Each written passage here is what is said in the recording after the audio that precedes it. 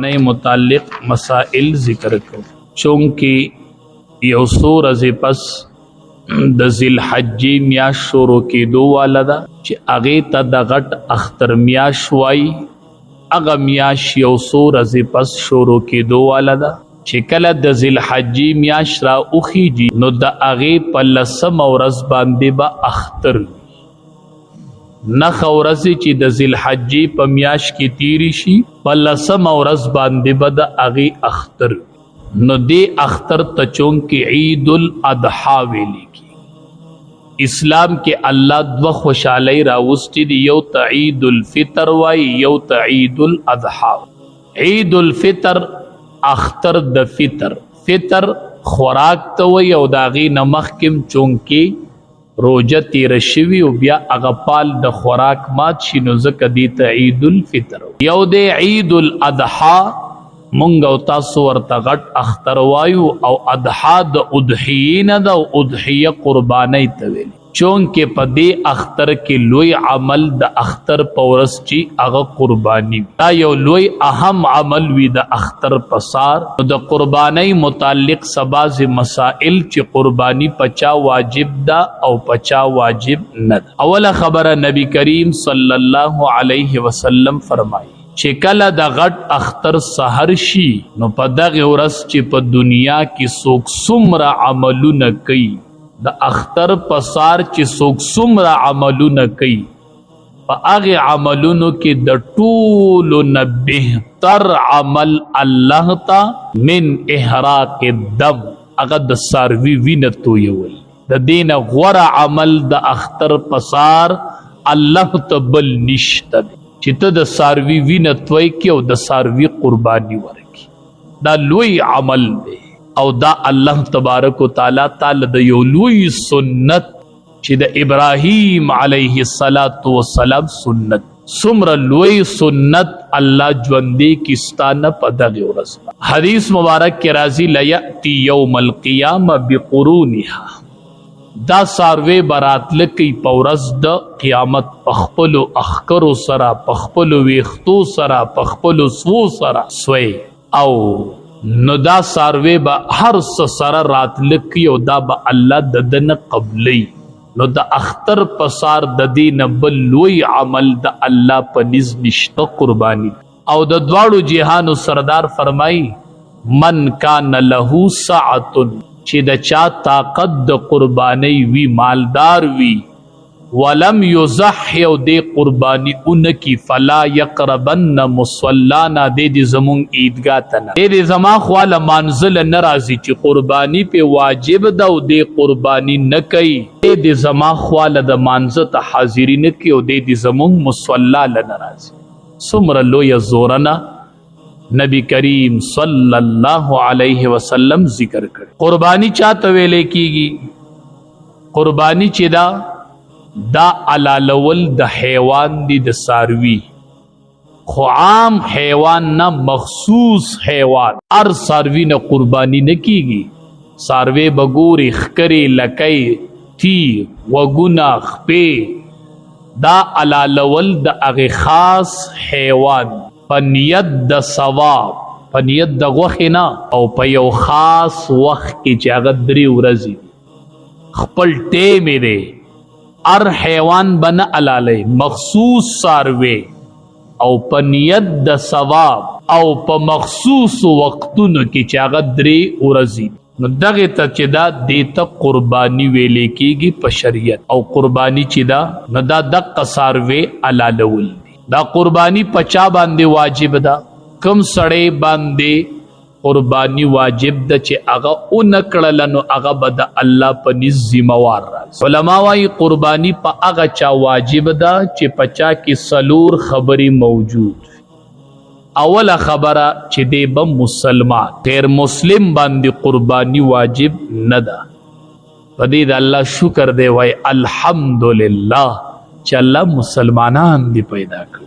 اوله خبره دا ده سړی به مسلمان وي نو په کافر باندې قربانی چې دا هغه واجب نه ده. چې مسلمان که هغه نارینه وي او که زنانه وي، خو چې مسلمان.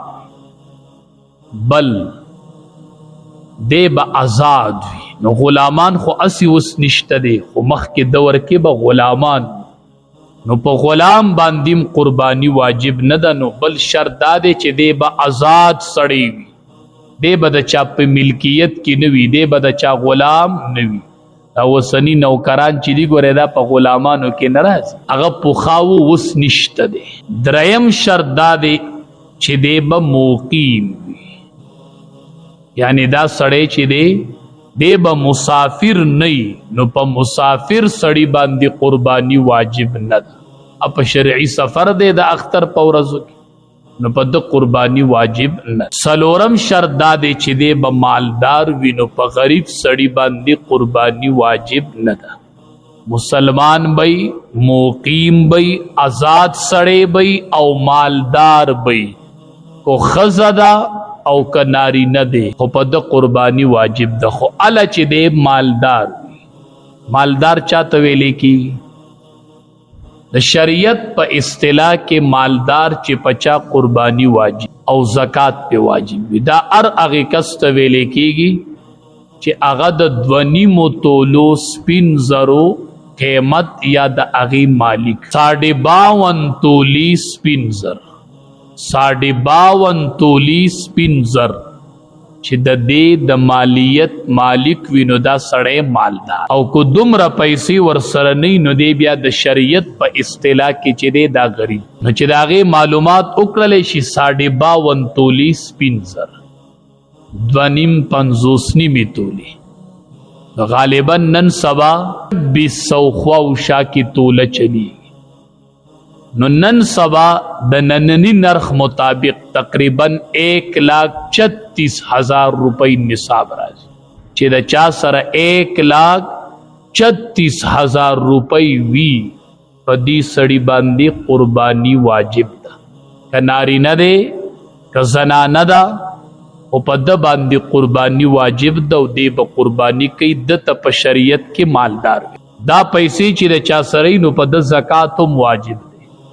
او په زکات کې د کال تیرېدل شرط دی، او په قربانی کې د کال تیرېدل په دې پیسو شرط نه.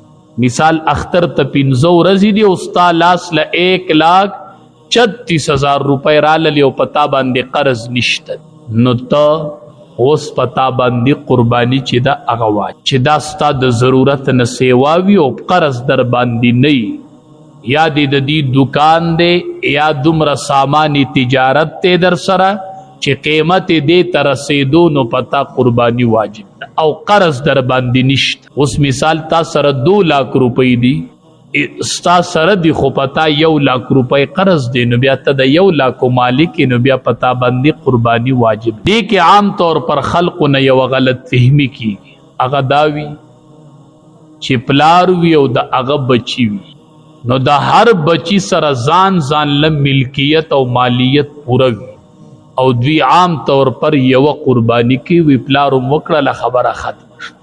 نه دا د دین نه کافی کی. لکه مثال یو کس ته او د هغه بچی دی بار ملکی مزدوری کوي، ټیک ته چې پیسې ملک ته دی پلار لرالی، خود ار بچی سره ځان ل په 51 کې 1,36,000 روپۍ د نننی نرخ مطابق شته، نو په د ځان له قربانی واجب.